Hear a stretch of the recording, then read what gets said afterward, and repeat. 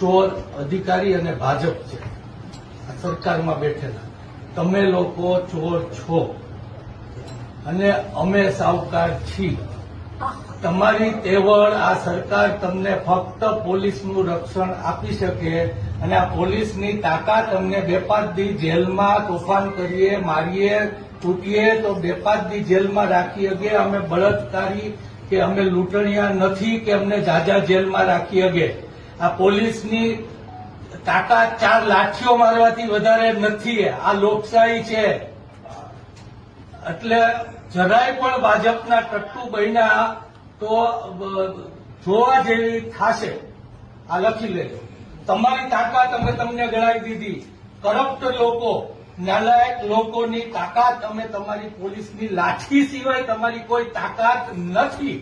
આ ભાજપિયાઓ આ મોકલા જેલમાં તમને મોકલશે.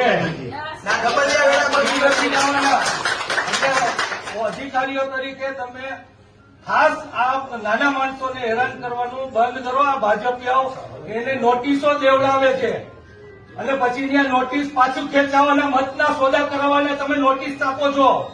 તમારી નાલાયકીનો કોઈ હદ છે કે નથી?